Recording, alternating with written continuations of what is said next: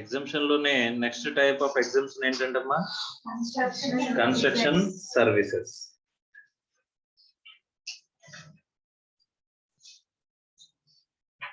Services provided by way of pure labor contracts. ఏంటంటమ్మా? Pure labour contracts of construction, erection, commissioning, installation, completion, fitting out, repair, maintenance, renovation or alteration of civil structure or any other original works pertaining to the beneficiary led individual house construction, enhancement under the housing for all urban mission or Pradhan Mantri Awas Yojana. ఈ ప్రధాన్ మంత్రి ఆవాస్ యోజనలో మనకి houses construct చేస్తారు కదమ్మా. ఈ houses construct చేసే వాళ్ళకి ఈ pure labour contracts ఏదైనా ప్రొవైడ్ చేసినట్లయితే, అంటే వాళ్ళు ఏంటంటే కన్స్ట్రక్షన్ అనేది గవర్నమెంట్ దగ్గర నుంచి కన్స్ట్రక్షన్ అనేది తీసుకుని వీళ్ళు అండర్టేక్ చేస్తారమ్మా. వీళ్ళు కన్స్ట్రక్షన్ అనేది చేస్తారు. అల్టిమేట్ గా ఎవరు మనకి ఓనర్స్ అంటే గవర్నమెంట్ బెనిఫిషరీస్ అందజేస్తుంది. ఫస్ట్ ఆఫ్ ఆల్ గవర్నమెంట్ కి వీళ్ళు సర్వీస్ ప్రొవైడ్ చేస్తున్నారు. Okay, by way of construction services ఏమైతే ఉంటుంది అదంతా కూడా ఏమవుతుందంటమ్మా? ఎగ్జాంప్టెడ్. తర్వాత services supplied by electricity distribution utilities by way of construction, erection, commissioning or installation of infrastructure for extending electricity distribution network up to the tube well of the farmers or agriculturalist for the agricultural use. Electricity distribution utilities కనుక provide చేస్తే ఎవరికంటే మా అగ్రికల్చరలిస్ట్ కి are farmers కి, అగ్రికల్చరలిస్ట్ కి మనకి ఏం చేస్తున్నాం? ఫర్ అగ్రికల్చరల్ యూసేజ్ కి construction, erection, commissioning, installation of infrastructure for extending electricity distribution network అంటున్నాడు. ఇక్కడ ఎలక్ట్రిసిటీ డిస్ట్రిబ్యూషన్ నెట్వర్క్ అల్టిమేట్ గా ఎవరు బెనిఫిషరీస్ ఉంటారమ్మా?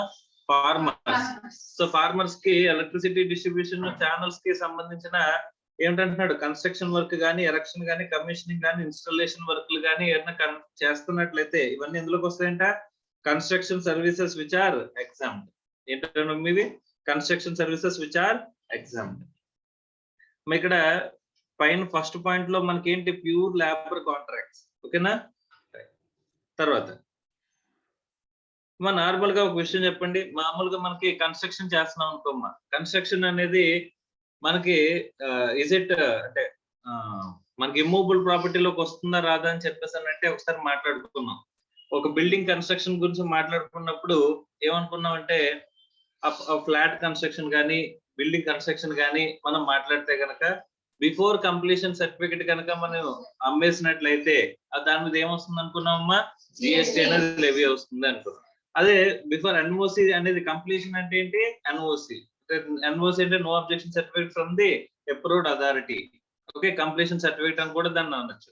ఆ కంప్లీషన్ సర్టిఫికేట్ వచ్చిన తర్వాత అది ఏ నేచర్ లోకి వెళ్ళిపోద్దమ్మా? ఇమ్మూవబుల్ ప్రాపర్టీ నేచర్ లోకి వెళ్ళిపోతుంది. అప్పుడు జిఎస్టీ అనేది అసలు లెవీ అవుతుందా? లెవీ అవ్వదు. ఎందుకని చెప్పేసానంటే కనుక జిఎస్టీ లెవీ అవ్వాలంటే ఖచ్చితంగా అక్కడ ఏముండాలి? గూడ్స్. అక్కడ ఖచ్చితంగా ఏముండాలి? Goods. The goods must be movable goods or services. అర్థమవుతుందమ్మా? అంటే ఇమ్మూవబుల్ గూడ్స్ దగ్గర మనకి ఏం రాదమ్మా? జిఎస్టీ అనేది లెవీ అవ్వదు అని చెప్పేసి మనం మాట్లాడుతున్నాం. Yes or no? సో కానీ ఇక్కడ దేని గురించి మాట్లాడుతున్నాడు చూడండి. కానీ ఇక్కడ ఏంటంటే కన్స్ట్రక్షన్ సర్వీస్ అనేది మొత్తం మెటీరియల్, లేబర్ మొత్తం వీడిది కాదు. మొత్తం లేబర్ మెటీరియల్ అంతా కూడా వీడిది కాదు. ప్యూర్ లేబర్ సర్వీసెస్ అని చెప్పేసి పిఎం ఆవాస్ యోజన గురించి మాట్లాడాడు. అర్థమైందా?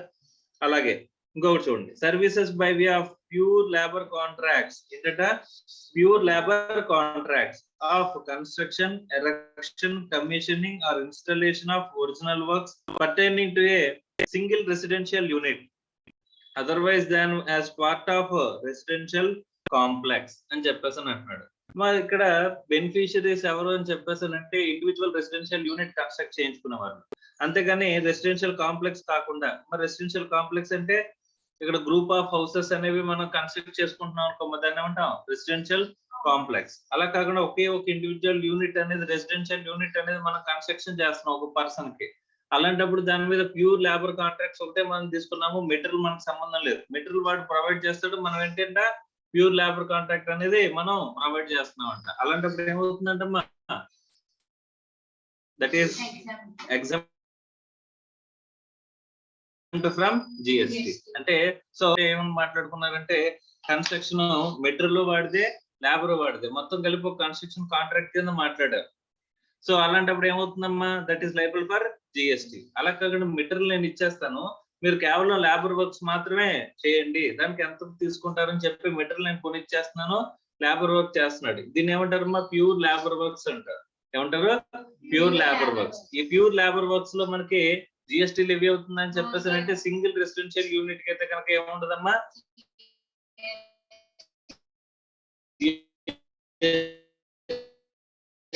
అనేది లెవీ అవ్వదు అని చెప్పేసి అని చెప్తున్నారు. Okay, long term subject to the conditions that the constructed flats are sold before the issuance of completion certificate and tax is paid on them అని చెప్పేసి అంటున్నారు. Exemption of TDR FSI long term premium shall be withdrawn in case of flats are sold after issue of completion certificate, but such withdrawal shall be limited to 1% of the value of the in the case of affordable houses and 5% of the value in case of other than affordable houses అని చెప్పేసి అంటున్నాడు. మరి జాగ్రత్తగా చూడండి. Supply of TDR FSI and long term lease premium of land by land owner to a developer are exempt అని చెప్పేసి అంటున్నాడు. Okay, so TDR అంటే లైక్ ఇప్పుడు మనం సపోజ్ మన ల్యాండ్ కానీ బిల్డింగ్ కానీ ఇక్కడ మనకి రోడ్ ఎక్స్టెన్షన్ లో కానీ ఏదైనా పోయింది అనుకోమ్మా, పోతే కనుక వాళ్ళు ఏం చేస్తారంటే టీడీఆర్ రిసీట్స్ అని ఇస్తారమ్మా. ఏమిస్తారు? TDR receipts. ఆ టీడీఆర్ రిసీట్స్ ఏంటంటే మనకి మనం ఇప్పుడు మున్సిపాలిటీ నుంచి ఎడిషనల్ ఫ్లోర్ అంటే 4 ఫ్లోర్లకు పర్మిషన్ ఇచ్చింది మున్సిపాలిటీ, మనం ఎడిషనల్ ఫ్లోర్ కన్స్ట్రక్ట్ చేసుకోవాలి చెప్పేసి అనుకుంటే మనం ఫీజు పే చేయాలమ్మా. లేకపోతే వైలేషన్స్ ఉంటే కనుక మనం ఫీజు పే చేయాలా? ఆ ఫీజు పే చేయడానికి వాటికి కూడా మనకి ఏం ఉపయోగపడుతుందమ్మా, టీడీఆర్ అనేది ఉపయోగపడుతుంది. ఓకే, ఈ టీడీఆర్ అనేది నేను ఉపయోగించుకోవచ్చు లేదా వేరే వాడికి అమ్మేసుకోవచ్చు. ఇప్పుడు నాకు రోడ్ ఎక్స్టెన్షన్ లో ఇప్పుడు పోయిందమ్మా, ఏంటి నా బిల్డింగ్ అనేది కొంత పోయింది, దానికి అగనెస్ట్ గా డబ్బులు కాకుండా వీళ్ళు ఏం చేస్తారు, టీడీఆర్ బాండ్స్ ఇస్తారు. ఏమిస్తారు?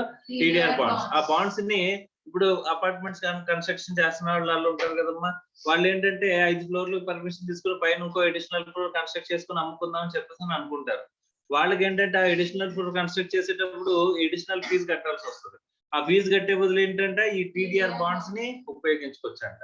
అర్థమవుతుందా? ఈ టీడీఆర్ బాండ్స్ ని ఉపయోగించుకోవడం కోసం వీళ్ళు టీడీఆర్ బాండ్స్ ఆల్రెడీ ఎవరి దగ్గర ఇష్యూ అని ఉంటాయి కదమ్మా, వాళ్ళ దగ్గర నుంచి కొనుక్కుంటారంట. వాళ్ళు ఏం చేస్తారు?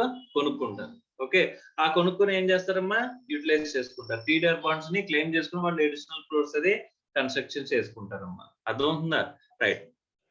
ఈ టీడీఆర్ బాండ్స్ జనరల్ గా ఏంటంటే మన పోయిన ఇప్పుడు ఎంత అయితే రోడ్ ఇప్పుడు ఎక్స్టెంట్ ఆఫ్ రోడ్ లో మన బిల్డింగ్ కానీ ఏదైనా సైట్ కానీ పోయిందో దానికి మార్కెట్ వాల్యూ మీద 3 times 4 times ఇస్తారమ్మా. దీనివల్ల ఉపయోగం ఏంటి సార్ అని చెప్పేసి అంటే గవర్నమెంట్ కి రూపాయి డబ్బులు కూడా బయటకు వెళ్ళవు. అంతేనా? గవర్నమెంట్ ఇష్యూయింగ్ ఏ సర్టిఫికేట్ రాదర్ దాన్ ఇష్యూయింగ్ ఏ మనీ, వీళ్ళు ఏం చేస్తున్నారమ్మా, ఒక సర్టిఫికేట్ ఇష్యూ చేస్తున్నారు. అర్థమైందా? ఆ సర్టిఫికేట్ ని ఇష్యూ చేసి ఏం చేస్తున్నారమ్మా, ఆ తర్వాత వీళ్ళు అటు బాండ్స్ ని తీసుకెళ్లి మార్కెట్ లో అమ్ముకుంటారు. ఓకే, సో మార్కెట్ లో ఆల్రెడీ డెవలప్మెంట్ లో ఉన్న కన్స్ట్రక్షన్ యాక్టివిటీస్ లో ఉన్న వాళ్ళు ఈ టీడీఆర్ బాండ్స్ ని కొనుక్కుని వాళ్ళ దగ్గర నుంచి డబ్బులు తీసుకుంటారమ్మా. అర్థమవుతుందా? సో కాబట్టి గవర్నమెంట్ కి ఇక్కడ ఉన్న అడ్వాంటేజ్ ఏంటంటే కనుక గవర్నమెంట్ కి 1 రూపాయి కూడా మనకి ఏమవుదు, మనీ అనేది బయటకు వెళ్లాల్సిన అవసరం ఉండదు. Okay, even the road extension లో కొట్టేసినా సరే. అర్థమవుతుందా? రైట్. సో ఇప్పుడు మనం ఏం చేసామంట, ఈ టీడీఆర్ బాండ్స్ ని మనం ల్యాండ్ కొంతమంది ఎక్స్టెంట్ లో పోయింది, మన దగ్గర టీడీఆర్ బాండ్స్ ఉన్నాయి, వాటిని ఏం చేసామంట, మన డెవలపర్ కి ఇచ్చామంట. మనం ఏం చేసామమ్మా, మన డెవలపర్ కి ఇచ్చామంట. ఆ డెవలపర్ కి ఇచ్చినప్పుడు అలా ఇచ్చిన వాల్యూని ఇక్కడ ఏమంటున్నాడమ్మా, ఎగ్జెంప్ట్ ఫ్రమ్ జిఎస్టీ అని చెప్పేసి అంటున్నాడు. మరి ఈ బాండ్స్ ని మనం ఎందుకు ఇచ్చాము? ఈ బాండ్స్ ని టీడీఆర్ గానీ ఎఫ్ఎస్ఐ గానీ long term lease premium bond గురించి కానీ ఎవరికి ఇచ్చామంట, ల్యాండ్ ఓనర్ ఎవడైతే ఉన్నాడో వాడు ఎవరికి ఇచ్చాడంటమ్మా, డెవలపర్ కి ఇచ్చాడు. ఎందుకు ఇస్తాడమ్మా? అగెన్స్ట్ డెవలప్మెంటే కదా, కన్సిడరేషన్ ఉన్నట్టే కదమ్మా. ఇక్కడ ఈ కన్సిడరేషన్ ని దట్ ఈస్ నాట్ టాక్సబుల్ అంటున్నాడు. ఏమంటున్నాడు? కన్సిడరేషన్ ని నాట్ టాక్సబుల్. ఇప్పుడు టీడీఆర్ బాండ్ ఇప్పుడు డెవలప్మెంట్ చేస్తున్నందుకు అగెన్స్ట్ గా నేను నా టీడీఆర్ బాండ్స్ ని ఇష్యూ చేస్తున్నాను అని అన్నాను. అంటే వాడు డెవలప్మెంట్ యాక్టివిటీ క్యారీ అవుట్ చేస్తున్నందుకే కదా, వాడు సర్వీస్ అనేది నాకు ప్రొవైడ్ చేస్తున్నందుకే కదా. దానికి సంబంధించింది ఏమంటున్నాడమ్మా, ఎగ్జామ్ట్ అంటున్నాడు. ఎప్పుడు మన బిల్డింగ్ అనేది మనం ఎప్పుడులోపు అమ్మేయాలంట, ఇష్యూస్ కంప్లీషన్ సర్టిఫికేట్ ఇష్యూ చేయడానికి ముందే అమ్మేయాలంట. మన దగ్గర ఉన్న ల్యాండ్స్, మన ఫ్లాట్స్ ఇస్తారు కదమ్మా. ఇప్పుడు మనం ల్యాండ్ ఇచ్చేసాం, అవతల మనకి ఏం చేస్తాడు, డెవలప్ చేసి ఫ్లాట్స్ ఇస్తారు కదమ్మా. ఫ్లాట్స్ ఎప్పుడులోపు అమ్మేయాలంట, బిఫోర్ కంప్లీషన్ ఆఫ్ సర్టిఫికేట్ అనేది వచ్చే లోపు అనేది మనం అమ్మేయాలంటే. ఎందుకు, దానివల్ల జిఎస్టి అనేది ఇప్పుడు ఫ్లాట్ అమ్మినప్పుడు మనం ఏం చేస్తాం, అడిషనల్ గా కలెక్ట్ చేసి పే చేస్తాం కదమ్మా గవర్నమెంట్ కి. సో అంటే ఇష్యూయన్స్ ఆఫ్ మనకి సర్టిఫికేట్ ఇష్యూ అవ్వక ముందే కనుక అమ్మేస్తున్నాం అనుకో జిఎస్టీకి లైబుల్ అవుతామమ్మా. Yes sir, once completion certificate వచ్చిన తర్వాత జిఎస్టీకి లైబుల్ అవ్వం, అంతేనా కదా. సో వన్స్ మనం కంప్లీషన్ సర్టిఫికేట్ కంటే ముందే కనుక మనం ఏం చేస్తామమ్మా, అమ్మేస్తే గనక అప్పుడు ఏమవుతుంది, అప్పుడు జిఎస్టీ పడుతుంది. మనం బిల్డింగ్ కానీ ఫ్లాట్ కానీ అమ్మేమనుకోమ్మా, అది మనకి ఏమంటున్నాడంటే అఫోర్డబుల్ హౌసింగ్ స్కీమ్ అని చెప్పేసి ఉన్నదమ్మా. అఫోర్డబుల్ హౌసింగ్ స్కీమ్ అంటే ఆ స్కీమ్ లో కనుక మనం అమ్మినట్లయితే ఆ స్కీమ్ ఏంటంటే కనుక మీ అంటే ప్లింత్ ఏరియా అంటాడమ్మా. ఏంటిది, ప్లింత్ ఏరియా. నార్మల్ గా ప్లింత్ ఏరియా అంటే ఏంటి సార్ అని చెప్పేసి అంటే కనుక, ఇప్పుడు మనం ఫ్లాట్ తీసుకున్నాం అనుకోమ్మా, ఒక ఫ్లాట్ లో ఇప్పుడు వాల్స్ ఉంటాయి కదా, వాల్స్ కి లోపల ఉన్న ఏరియాని ప్లింత్ ఏరియా అంటారు. ఏమంటారు, సరౌండింగ్ వాల్స్ ఉంటాయా, ఇప్పుడు ఫ్లాట్ ఉన్నప్పుడు ఫ్లాట్ చుట్టూ వాల్స్ ఉంటాయి కదమ్మా, ఆ వాల్స్ కి లోపల ఉన్న ఏరియాని ఏమంటారమ్మా, ప్లింత్ ఏరియా అని చెప్పేసి అంటారు. ఓకే, సో నార్మల్ గా మనకి వేరియస్ వర్డ్ టర్మినాలజీస్ ఉంటాయి. ఓకే, కామన్ ఏరియా అంటారు. కామన్ ఏరియా అంటే ఇప్పుడు మనం ఫ్లాట్ కొనుక్కుంటున్నాం అనుకోమ్మా, మనకి ఏంటంటే కామన్ ఏరియా, తర్వాత కార్ పార్కింగ్, ఇదంతా కలిపి మనకి ఫ్లాట్ ఏరియా వస్తుందమ్మా. మీకు అమ్మేటప్పుడు సాలబుల్ వాల్యూ ఎంత వస్తుంది అని చెప్పేసి అంటే, మీకు ఫ్లాట్ ఎంతైతే మీకు ఏమంటారు ఎస్ఎఫ్టీ ఉందో ఆ ఎస్ఎఫ్టీ కూడా కాకుండా ఇంకేం చేస్తారు, కామన్ యూటిలిటీస్ కి సంబంధించిన కామన్ ఉంటాయి కదమ్మా, కామన్ ఏరియా కలుపుతారు. తర్వాత ఏం చేస్తారు, మీకు అంటూ సెపరేట్ కార్ పార్కింగ్ ఇస్తారు కదా, కార్ పార్కింగ్ ఏరియాని కలుపుతారు. ఇప్పుడు ఒక 1500 ఎస్ఎఫ్టీ ఫ్లాట్ అని అన్నారు అనుకోమ్మా, మీకు అందులో మీకు ప్లింత్ ఏరియా వచ్చేసరికి 1100 ఉంటుందమ్మా. ఈ కామన్ ఏరియా ఇంకో 200 కలుపుతారు. సో తర్వాత కార్ పార్కింగ్ 200 కలుపుతారు. అలా మొత్తం కలిపి 1500 ఎస్ఎఫ్టీ మీకు అమ్ముతారమ్మా. ఓకే, ఎస్ఎఫ్టీ వాల్యూ ఒక 4000 5000 అని చెప్పి మీకు SFT 15,000 1500 SFT into rate, SFT per rate 4500 5000 కి అమ్ముతుంటారమ్మా. ఓకే, అంటే ఫ్లాట్ గా ఎంతైతే ఎస్ఎఫ్టీ చెప్పారో అంత ఎస్ఎఫ్టీ మొత్తం కూడా మనకి ప్లింత్ ఏరియా ఉంటుందా, ఎంత ఉంటుందమ్మా, ప్లింత్ ఏరియా తక్కువ ఉంటుంది. అందులో నుంచి ఏం మైనస్ చేయాలి, సో పార్కింగ్ ఏరియా అంటే మనకి కార్ పార్కింగ్ ఏరియా తీసేయాలి, కామన్ ఏరియాస్ తీసేయాలి, తర్వాత ఈ వాల్స్ ఏరియా కూడా తీసేయాలి. ఎందుకంటే వాల్స్ లోపల ఉన్న ఏరియాని మనం ఏమంటాం, ప్లింత్ ఏరియా అని చెప్పేసి అని చెప్తాము. అర్థమైందా. సో ఆ ప్లింత్ ఏరియా అనేది వచ్చేసరికి మనకి 60 మీటర్స్ చెప్తాడమ్మా. ఎక్కడ అంత 60 మీటర్స్ అంటే ఎస్ఎఫ్టీ లో మారితే అరౌండ్ 960 ఎస్ఎఫ్టీ వస్తుందమ్మా. ఇది అర్బన్ ఏరియాకు ఒకలా ఉంటదమ్మా, రూరల్ ఏరియాకు ఒకలా ఉంటది. ఓకే, సో 90 మీటర్స్ ఒకటి 60 మీటర్స్ ఒకటి, సారీ 90 మీటర్స్ అంటే మనకి 960 ఎస్ఎఫ్టీ అర్బన్ ఏరియాలో. ఓకే, సో రూరల్ ఏరియా అనేది 90 మీటర్స్, లేకపోతే అర్బన్ ఏరియా వచ్చి 60 మీటర్స్ అలా ఉంటదమ్మా. ఓకే, సో అలా మనకి ఈ ఎస్ఎఫ్టీని బేస్ చేసుకుని మనకి ఏంటంటమ్మా ఎస్ఎఫ్టీ అనేది తీసుకుంటారు. ఆ ఎస్ఎఫ్టీ కంటే తక్కువ కనుక మనం ఎస్ఎఫ్టీ కన్స్ట్రక్షన్ అంటే ప్లింత్ ఏరియా అనేది ఉంటే కనుక దాన్ని ఏమంటారంటే అఫోర్డబుల్ హౌసింగ్. ఈ అఫోర్డబుల్ హౌసింగ్ ని కనుక మనం ఏం చేస్తున్నాం అంటే ట్రాన్స్ఫర్ చేస్తున్నాం అనుకో మా ఫ్లాట్స్ ని, అప్పుడు మనకి ఏంటంటే కేవలం 1%. ఎంత, 1%. సార్ అంతకంటే ఎక్కువ కనుక జరిగినట్లయితే దాన్ని ఏమంటారమ్మా, అక్కడ ట్యాక్స్ రేట్ ఎంత, 5%. సో ఈ అఫోర్డబుల్ హౌసింగ్ కాదు అని చెప్పేసి అనుకుంటే, ఈ ప్లింత్ ఏరియా అనేది ఈ ఎస్ఎఫ్టీ కంటే మనకి ఎక్కువ ఉంది అని చెప్పేసి అనుకుంటే దాన్ని ఏమంటారమ్మా, non affordable housing. Non affordable housing లో ట్యాక్స్ రేట్ ఎంత, 5%. అర్థమవుతుందా. ఇక్కడ ఈ 1% 5% కి రెస్ట్రిక్ట్ చేయడానికి ఇక్కడ ఎక్స్ట్రా రెస్ట్రిక్ట్ చేయడానికి కారణం ఏంటంటే, అక్కడ మనం అక్కడ కంప్లీషన్ సర్టిఫికేట్ కంటే ముందు కనుక అమ్మేసాం అనుకోమ్మా, అప్పుడు ఏంటి మనం ట్యాక్స్ రేట్ కట్టాలా లేదా, ఆ ట్యాక్స్ అనేది ఎంత కట్టాల్సి వస్తుంది అని చెప్పేసి అంటే ఏమంటున్నాడమ్మా, 1% ఆర్ 5%, అంతే కదా. చూడండి సార్, ఇక్కడ మనం ఈ ఫ్లాట్ అనేది బిఫోర్ ఇష్యూయన్స్ ఆఫ్ సర్టిఫికేట్ కనుక అమ్మేసినట్లయితే ఈ టీడీఆర్ బాండ్స్ ని that will not be considered as consideration అని కింద మాట్లాడరు అని చెప్పేసి అంటున్నారు. మ్యాక్సిమం చేస్తామని చెప్పేసి చెప్పారు. Exemption of TDR FSA long-term lease premium shall be withdrawn in case of flats sold after the completion certificate. ఈ టీడీఆర్ బాండ్స్ ఏదైతే మనం ఇష్యూ చేస్తున్నాం డెవలపర్ కి ఆ వాల్యూ మీద కన్సిడరేషన్ తీసుకుంటారంటే ఎప్పుడు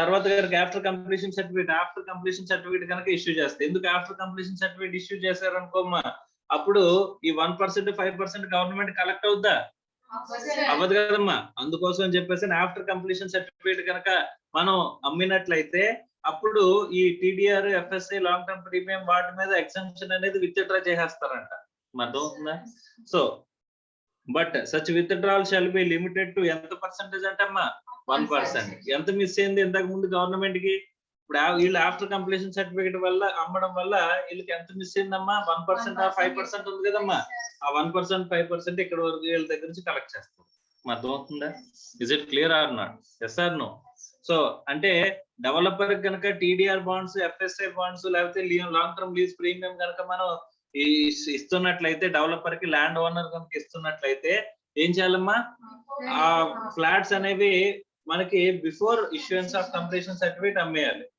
అమ్మితే కనుక మనకి ఏమవుతుంది ఈ బాండ్స్ వాల్యూని కన్సిడరేషన్ లోకి తీసుకోరు ఎగ్జామ్ చేస్తారు ఒకవేళ తర్వాత అమ్మితే కన్సిడరేషన్ లోకి తీసుకుంటారు ట్యాక్స్ క్యాలిక్యులేట్ చేస్తారు అక్కడ ఈ బాండ్స్ మీద ఇచ్చిన ఎగ్జామ్షన్ ని విత్డ్రా చేస్తారమ్మా ఏం చేస్తారు విత్డ్రా చేస్తారు ఎంత విత్డ్రా చేస్తారంటే 1% ఆర్ అఫోర్డబుల్ హౌసింగ్ అయితే నాన్ అఫోర్డబుల్ హౌసింగ్ అయితే 5%.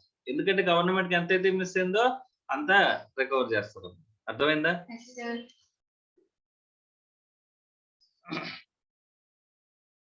సో ఒకసారి అనాలిసిస్ ఉందమ్మా అనాలిసిస్ చదవండి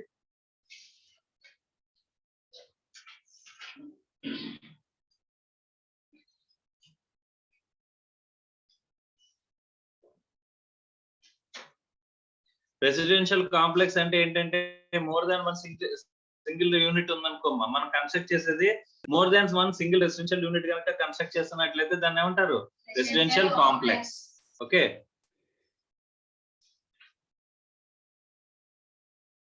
రైట్ ద నెక్స్ట్ ఆస్పెక్ట్ వచ్చేసరికి ఎగ్జామ్షన్స్ లో నెక్స్ట్ ఆస్పెక్ట్ ఏం చెప్తున్నాడమ్మా passenger transportation services okay transportation of passengers with or without accompanied belongings by air embarking from terminating in an airport located in the state of Arunachal Pradesh, Assam, Manipur, Meghalaya, Mizoram, Nagaland, Sikkim or Tripura or at Vadodara located in West Bengal. Non-air conditioned contract carriages other than radio taxi for transportation of passengers excluding tourism, conduct tour, charter or hire or stage carriage other than air conditioned stage carriage అని చెప్పేసాను అంటున్నాడు right ఇక్కడ జాగ్రత్తగా చూస్తే air అంటున్నాడు అమ్మా transportation of passengers by air అంటే ఏంటి ఫ్లైట్స్ ద్వారా ట్రాన్స్పోర్టేషన్ అమ్మా అందులో ఎంబార్కింగ్ ఫ్రమ్ ఆర్ టెర్మినేటింగ్ ఇన్ అని చెప్పేసాను ఈ రెండు వర్డ్స్ ఇంపార్టెంట్ ఏంటంటే గనక మనం ఫ్లైట్ జర్నీ అనేది ఎక్కడి నుంచి స్టార్ట్ అవుతుందమ్మా ఇక్కడ నుంచి ఈ ఫ్లైట్ ఈ ఏరియాస్ ఇక్కడ చెప్పాడు చూడండి Arunachal Pradesh Assam Manipur Meghalaya Mizoram Nagaland Sikkim Tripura Vadodara located in west Bengal ఇవన్నీ కూడా ఏంటంటే బ్యాక్వర్డ్ ఏరియాస్ అని చెప్పేసి అందరూ వీళ్ళ ఉద్దేశం అనమాట ఇవన్నీ కూడా ఏంటి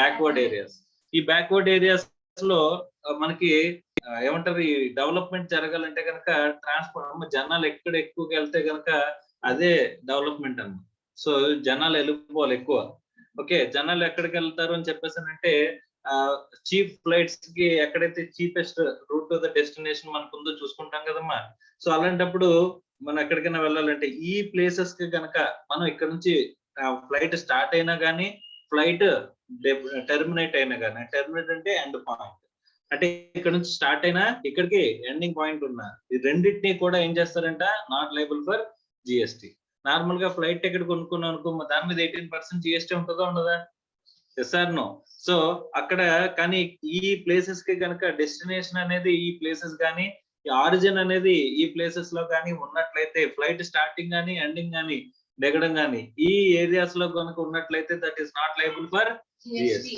మా జిఎస్టీ వల్ల ప్రైస్ ఇంపాక్ట్ ఖచ్చితంగా ఉంటుందా ఉండదా?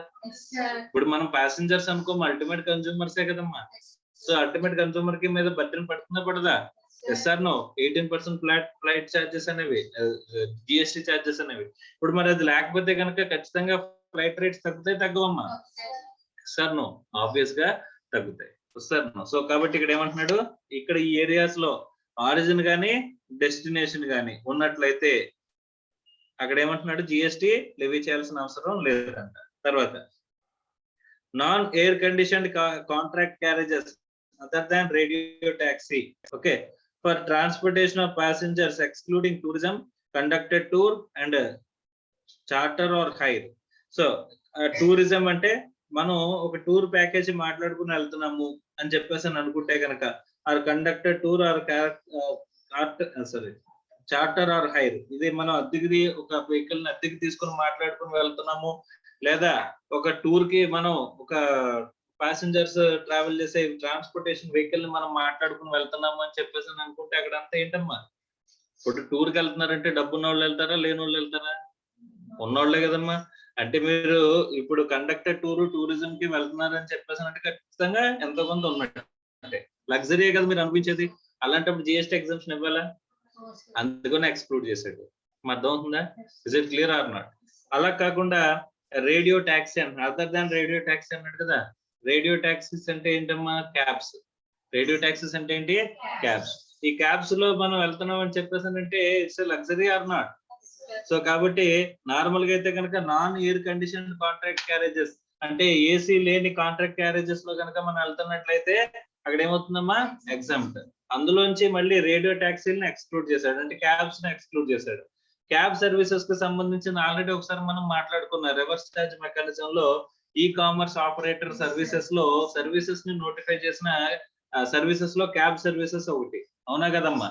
సో అక్కడ మనకి ఏమవుతుంది, that is liable for GST.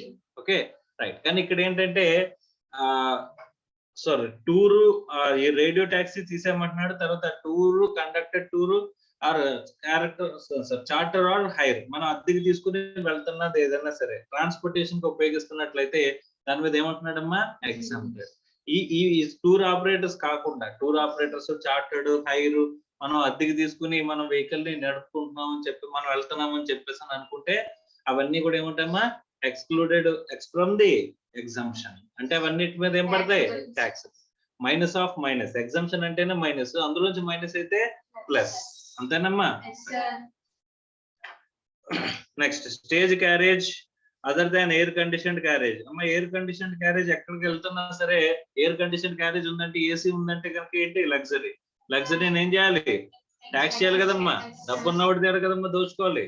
Yes or no? So same thing. Next services provided to the central government, okay, by way of transportation of passengers with or without accompanied belongings by air, embarking from or terminating at a RCS, regional connectivity scheme airport, against consideration in the form of viability gap funding. Okay, so however nothing contained in this entry shall apply on or after the expiry of the period of 3 years from the date of commencement of the operations of RCS airport as notified by Ministry of Civil Aviation అని చెప్పేసి అంటున్నాం. మా RCS అని చెప్పేసి అంటే regional connectivity scheme అని చెప్పేసి ఒక స్కీమ్ ఉందమ్మా. ఆ స్కీమ్ లో ఏం జరుగుతుందంటే మీకు గవర్నమెంట్ కి ప్రొవైడ్ చేసే సర్వీస్ ఇది. Services provided to the government by way of transportation of passengers with or without accompanied belongings by air అంటున్నాడు. ఇక్కడ స్టార్టింగ్ కానీ ఎండింగ్ కానీ మీకు ఈ రీజనల్ కనెక్టివిటీ స్కీమ్ లో ఎయిర్పోర్ట్స్ కన్స్ట్రక్ట్ చేస్తారమ్మా. ఈ కన్స్ట్రక్షన్ చేసినప్పుడు వాళ్ళు ఏంటంటే ఈ వైబిలిటీ గ్యాప్ ని ఎవరు చేస్తారమ్మా? ఫండింగ్ గవర్నమెంట్ చేస్తుంది. అంటే ఇక్కడ నిజంగా అక్కడ సార్ అక్కడ రన్ చేసామని చెప్పేసి అని అంటే కనుక అక్కడ ఏం పడుతుందమ్మా? లాసెస్ వచ్చేస్తాయి సార్ అని చెప్పేసి అని గవర్నమెంట్ కి చెప్తున్నారంట. చెప్తే ఆ లాసెస్ నేను భరిస్తాను. కొన్ని ఏరియాస్ లో డెవలప్మెంట్ కోసం ఏంటంటమ్మా ఆ లాసెస్ గవర్నమెంట్ బేర్ చేస్తానని చెప్పేసి అని అంటుందంట. అలాంటి బేర్ చేసే ఏరియాస్ ని కొన్ని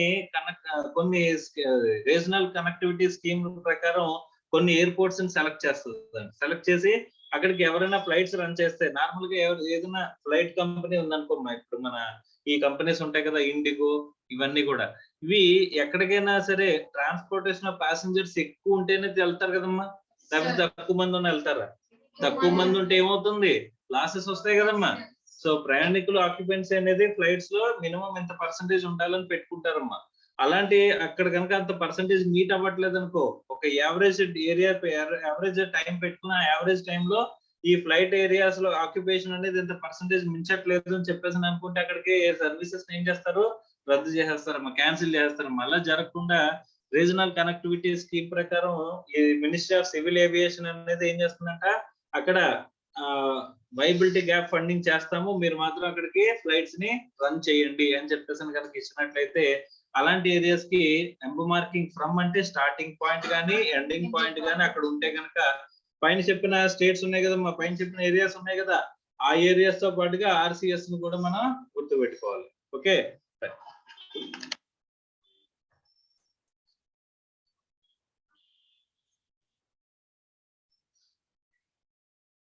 next, services of transportation of passengers with or without accompanied belongings by railways in a class other than first class or air conditioned coach.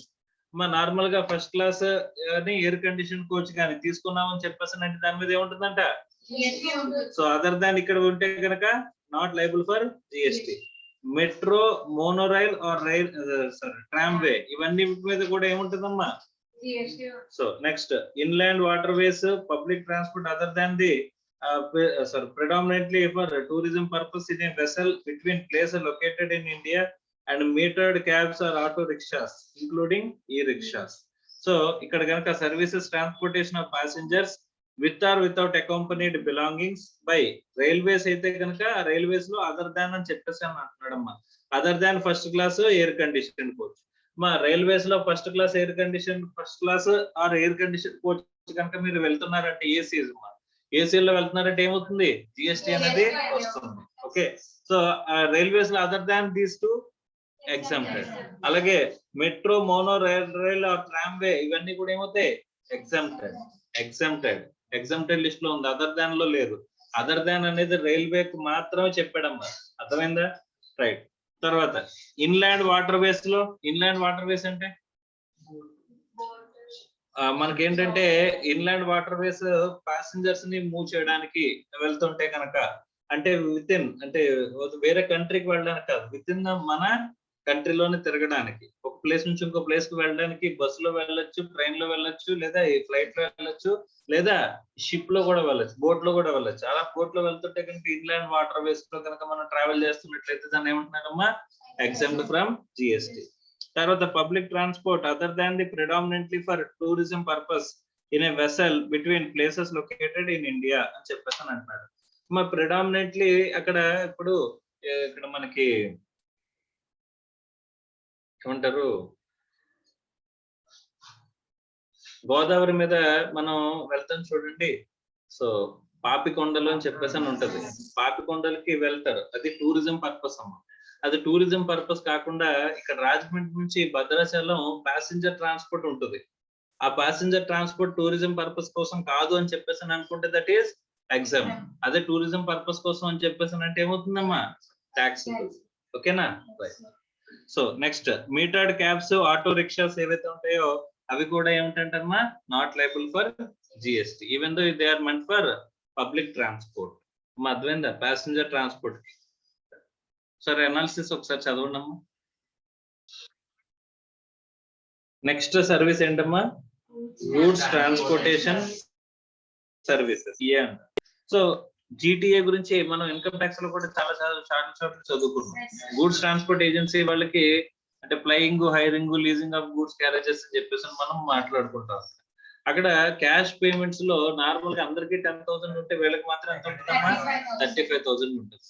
Okay, so వీళ్ళకి మనకి 44 AE అని చెప్పేసి ఒక సపరేట్ ప్రొవిజన్ కూడా ఉంది. ప్రెజెంటివ్ టాక్సేషన్ ప్రొవిజన్స్ కూడా మనకి ఉన్నాయి అవైలబుల్ గా. Yes or no? వీళ్ళకి సంబంధించిన ఎగ్జామ్షన్ గురించి మాట్లాడుతున్నట్టు చూడండి. Services by way of transportation of goods by road except services of goods transport agency, couriers agency. Goods transport agency, courier agency ఈ రెండు కాకుండా మిగతా రోడ్ ట్రాన్స్పోర్ట్ లో గూడ్స్ కనుక పట్టుకెళ్తున్నట్లయితే దాని వాల్యూ అంతా కూడా ఏమవుతుందంట ఎగ్జాంపుల్. అలాగే తర్వాత by inland water ways, by inland water ways లో మనం ట్రాన్స్పోర్టేషన్ అనేది చేస్తున్నట్లయితే అది కూడా ఏమవుతుందంటమ్మా ఎగ్జాంపుల్. సో ఇక్కడ ఇన్లాండ్ వాటర్ వేస్ లో మనకి ప్యాసింజర్స్ ని తీసుకెళ్ళి ఏం చేశారమ్మా ఎగ్జామ్ చేశారు కదా, కేవలం టూరిజం పర్పస్ కోసం మాత్రమే ట్యాక్సబుల్ చేశారు. ఇన్లాండ్ వాటర్ వేస్ అంటే ఈ రివర్స్ ని మనం ఎఫెక్టివ్ గా యూటిలైజ్ చేసుకోవట్లేదు ట్రాన్స్పోర్టేషన్ కి అని చెప్పేసి. ఓకే, సో చీపెస్ట్ ట్రాన్స్పోర్ట్ ఏంటంటే ఈ వాటర్ వేస్ ద్వారా మనం ట్రాన్స్పోర్ట్ చేసుకుంటే కొంచెం టైం ఎక్కువ పడుతుంది. మన రోడ్ లో వెళ్ళిపోయినంత, ఫ్లైట్ లో వెళ్ళిపోయినంత ఈజీగా మనకి ఏమవుతుందమ్మా ఈ వాటర్ వేస్ లో ట్రావెల్ చేయలేము. ఓకే, సో ఈ వాటర్ వేస్ మనం నదులను అనుసంధానం చేసుకుంటూ మనం ఏంటి ట్రాన్స్పోర్టేషన్ అనేది రన్ చేసుకుంటూ వెళ్తున్నాం అనుకోమ్మా, అక్కడ మనకి ఏమవుతుందంటే ఇక్కడ చీపెస్ట్ ట్రాన్స్పోర్టేషన్ బట్ టైం అనేది ఎక్కువ పడుతుంది. ఓకే, సో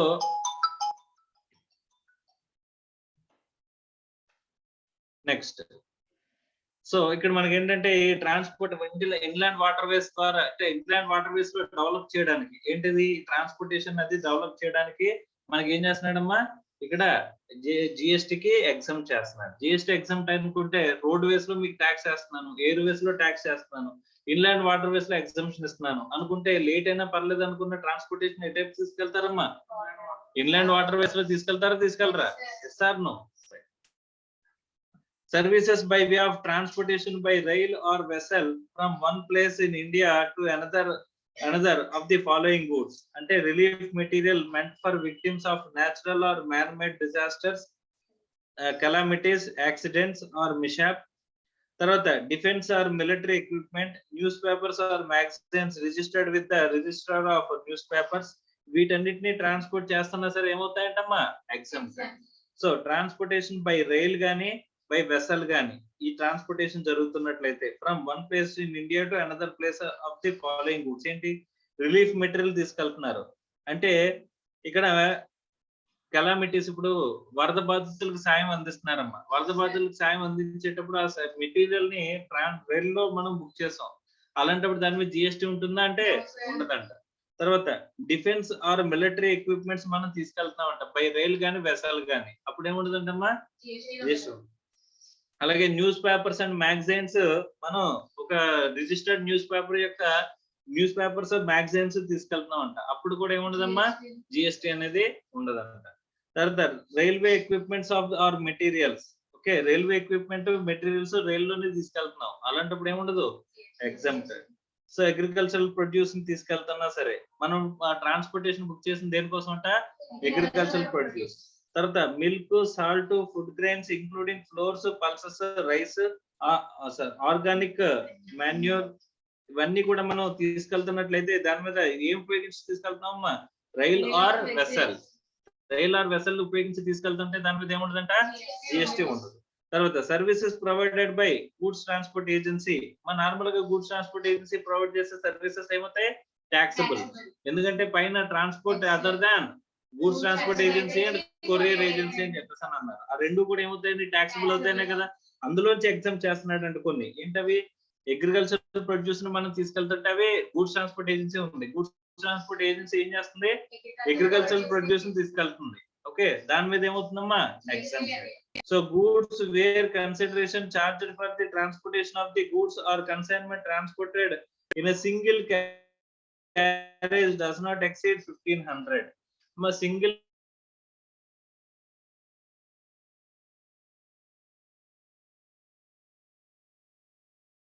మీరు సామాన్లు ఇక్కడ నుంచి ఒక చోటికి తీసుకెళ్తున్నాను, అలాంటప్పుడు దాని మీద ఏముంటుందమ్మా కేవలం 1500 కంటే తక్కువ నేను చార్జ్ చేస్తానంట, అప్పుడు ఏమవుతుందమ్మా జిఎస్టీ లైబుల్ అవ్వదు. అలా కాకుండా goods where consideration charges for transportation of all such goods or in a single consignee does not exceed 750 అని చెప్పేసి అంటున్నాడు. అమ్మా ఇప్పుడు నేను వేరియస్ ట్రాన్స్పోర్టేషన్స్ అంటే వేరియస్ పర్సన్స్ యొక్క గూడ్స్ కలిపి తీసుకెళ్తుంటే దాని వాల్యూ కన్సైన్మెంట్ వాల్యూ ఎంత దాటకూడదు అన్నాడు, 1500 దాటకపోతే నాట్ లైబుల్ టు జిఎస్టీ అంటున్నాడు. అలా కాకుండా ఒక సింగిల్ కన్సైనీ యొక్క అంటే ఒక్కడే కన్సైనీ ఉన్నాడు, వాడికి ట్రాన్స్పోర్ట్ క్యారేజ్ ట్రాన్స్పోర్ట్ క్యారేజెస్ మీకు ఒక సింగిల్ పర్సన్ యొక్క గూడ్స్ ని తీసుకెళ్లేటప్పుడు వాడి కన్సిడరేషన్ అనేది 750 కంటే తక్కువ ఉంది అనుకోమ్మా, అప్పుడు కూడా ఏముండదు అంటమ్మా, జిఎస్టీ అనేది ఉండదు. అలాగే milk, salt, food grains including flours, pulses, rice, organic manure, news papers and magazine registered of news papers, ఇవన్నీ కూడా మనం ఏంటి గూడ్స్ ట్రాన్స్పోర్ట్ ఏజెన్సీలో కనుక తీసుకెళ్తున్నట్లయితే అవన్నీ కూడా ఏంటంటే ఎగ్జామ్ చేస్తున్నారు. Relief material meant for victims or natural or man made disasters or calamities, accidents or mishaps or defence or military equipments, ఇవన్నీ కూడా మనం ఈవెన్ దో ఇవన్నీ కూడా ఇందులో మోస్ట్ ఆఫ్ ది ఐటమ్స్ ఇందులో ఉన్నాయి, రైల్ ఆర్ వెసల్లో ఉన్నాయి కదమ్మా. ఆ రైల్ ఆర్ వెసల్లో మళ్ళీ ఎందులోకి వస్తున్నాయి, గూడ్స్ ట్రాన్స్పోర్ట్ ఏజెన్సీలో కూడా వస్తున్నాయి. అవన్నీ కూడా ఏం చేస్తారంట, ఎగ్జామ్స్. ఓకే,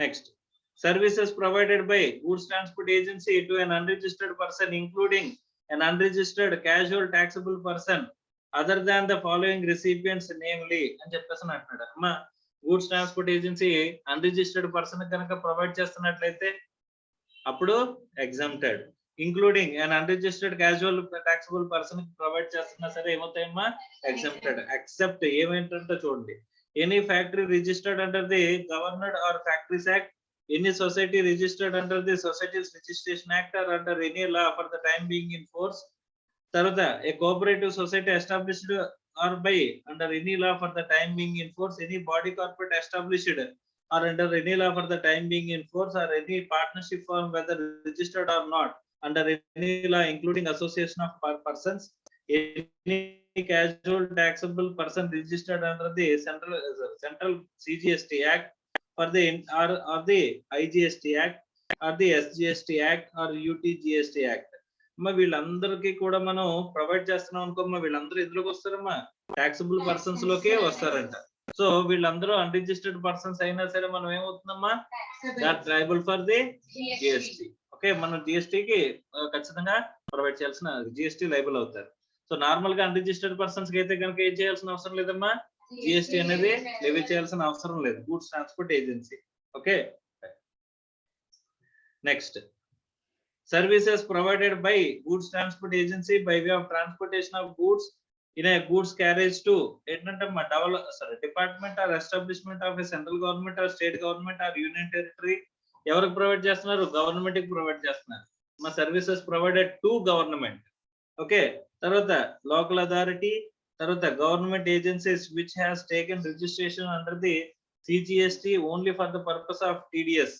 ఇదేంటమ్మా 50 సెక్షన్ ఏంటంటే టీడీఎస్ అన్నమాట. 51 సెక్షన్ ఏంటంటే టీడీఎస్ గవర్నమెంట్ ఎవరికైతే సర్వీసెస్ అనేవి అంటే ప్రొవైడ్ చేస్తుందో లేదా గూడ్స్ అమ్ముతుందో అక్కడ ఏం చేస్తుందంటమ్మా, అంటే ఇప్పుడు మీరు కనుక జిఎస్టీ మీ దగ్గర నుంచి నేను గవర్నమెంట్ అనుకోండి, నేను స్టేట్ గవర్నమెంట్ అనుకోండి, మీ దగ్గర నుంచి నేను ఏంటంటే సపోజ్ ఇప్పుడు మున్సిపాలిటీస్ ఉన్నాయమ్మా, ఎగ్జాంపుల్ మున్సిపాలిటీస్ ఏం చేస్తాయంటే పంచాయతీస్ కానీ వీళ్ళకి వర్కులు చేసిస్తారు కదమ్మా, వాళ్ళు బిల్లులు పెడతారు కదా, బిల్లులు పెట్టినప్పుడు ప్లస్ జిఎస్టీ కలిపి పెడతారు కదమ్మా బిల్స్.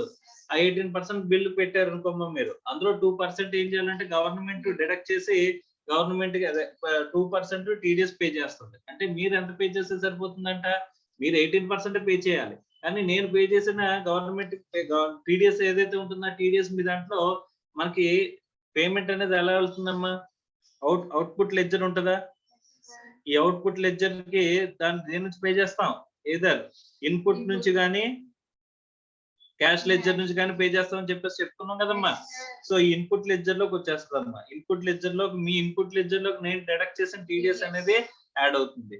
మీకు 18% అనేది అవుట్పుట్ ట్యాక్స్ లయబిలిటీ కనుక కనిపిస్తే అందులో ఆల్రెడీ ఇన్పుట్ ఎంత వస్తుంది, 2% నేను టీడీఎస్ డిడక్ట్ చేసింది కనిపిస్తుంది. ఆ 2% తీసేసిన తర్వాత ఇంకా అదర్ ఇన్పుట్స్ ఉంటాయి కదమ్మా, అవి కూడా తీసేసిన తర్వాత ఇంకా ఎన్నో పే చేయాల్సి వస్తే ఏం చేయాలంట, క్యాష్ లో మీరు పే చేయాల్సి వస్తుంది అంట. అర్థం అవుతుందా, is it clear or not? So ఇలా మనకి ఏంటంటే విత్ రెస్పెక్ట్ టు ఈ టీడీఎస్ అనే చేసిన టీడీఎస్ ఏదైతే డైరెక్ట్ చేస్తామో టీడీఎస్ కోసం రిజిస్టర్ చేసుకున్న వాళ్ళకి కానీ ఆ ఏజెన్సీస్ గవర్నమెంట్ ఏజెన్సీస్ కానీ లోకల్ అథారిటీస్ కానీ ఈ central government state government union territories establishments కానీ డిపార్ట్మెంట్స్ కానీ గూడ్స్ ట్రాన్స్పోర్ట్ ఏజెన్సీ సర్వీసెస్ తీసుకుంటే దాని మీద గూడ్స్ ట్రాన్స్పోర్ట్ ఏజెన్సీ ఏం చేయాల్సిన అవసరం లేదంటమ్మా, ట్యాక్స్ లెవీ జిఎస్టీ లెవీ చేయాల్సిన అవసరం లేదు. ఓకే, సో ఇక్కడ మళ్ళీ అనాలిసిస్ ఉందమ్మా, అనాలిసిస్ ఒకసారి చదవండి అమ్మా. అలాగే అనాలిసిస్ తో పాటు కింద ఏమున్నది, ఇల్లస్ట్రేషన్ ఉందా, ఇల్లస్ట్రేషన్ కూడా చేయండి. ఓకే.